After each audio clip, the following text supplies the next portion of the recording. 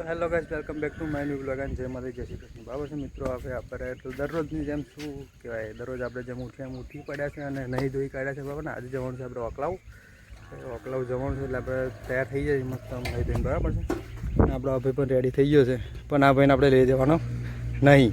બરાબર છે, એટલે બના રહેજો કે આપણે ઓકલાઈ જઈએ છીએ અને થોડુંક તાલુકા પંચાયતમાં આપણે કોમ છે, એટલે આપણે જવાનું છે. બરાબર છે.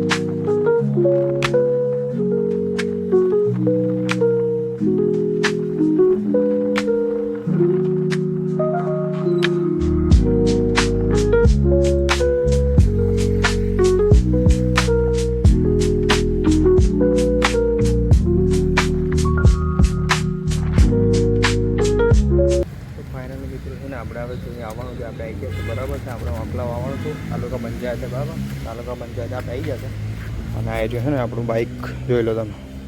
બરાબર છે, આપણે થોડું ઘણું કામ પતાવી દઈએ જે છે. બરાબર છે, પછી તમને હું બતાવું કે આગળ આપણે ક્યાં જવાનું મિત્રો છે ને. આપણે ફાઇનલી આપણે ફોર્મ પતી ગયું છે ને આપણે હવે આવ્યા છે વિશાલભાઈની દુકાને. બરાબર, વિશાલભાઈ બોલે તો જયેશભાઈના શાળા. બરાબર, એની દુકાને આપણે જવાનું અને બતાવું કે બહુ વસ્તુ બહુ બ્રાન્ડેડ મળે છે ને વ્યવસ્થિત મળે છે. બરાબર, તમે બનાવે છો તમને બતાવું. આ રીતે જવાનું છે. હવે આ લોબી છે એમની. બરાબર, અહીંથી ચોથા નંબરની એમની દુકાન છે બૂટ ચપ્પલની. બરાબર, બનાવે છો તમે કઈ જ આ છે ચમનું હે શાંતિન. જય માતાજી. એટલે આપણે છે ને અમે એમની દુકાનમાં આવી ગયા છે. બરાબર છે, આપણે જવાનું છે અંદર. એમના છે ઓનર. બરાબર છે, જોઈ લો ભાઈ. આ છે ને આપણી એમની શોપ છે. તમને જે પણ વેરાયટી જોઈએ ગમે તેવી જોઈએ બધી જ મળી જશે અહીંયા. બરાબર છે, જોઈ લો ભાઈ. લોફરથી મળીને જે કોઈ બી જોઈએ બધું જ વસ્તુ અહીંયા મળશે. બ્રાન્ડેડથી હતી બ્રાન્ડેડ. બરાબર છે, એટલે જોઈ લો એમની દુકાને ખાલી આવ્યા છે આપણે બેસવા માટે. આવ્યા છે ન્યૂ ભાઈ આવ્યા છે આપણે બિલપરથી. બરાબર, બનાવે તો તમે ન્યૂ ભાઈ આવ્યા છે. તો ફેમિલી છે ને આપણે હવે તો મેહુલભાઈ આવી જશે અને આપણે જે કામ હતું એમનું એ પતાવી દીધું છે અને આપણે ખાવા બેઠા છે એકદમ ગરમા ગરમ પફ જે વિશાલભાઈ લાવ્યા છે. બરાબર છે, જોઈ લો. બરાબર, આ પફ ખાઈએ છીએ આપણે બેઠા છે. એ પણ ચાર ઠોકી જ જાય બે ભૂલમાં બોલે છે બે.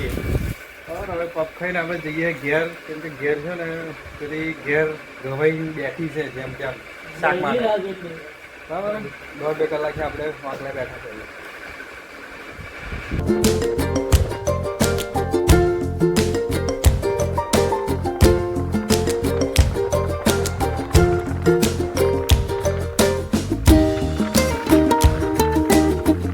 મિત્રો છે ને અમને હવે આવી ગયા છે ઘેર.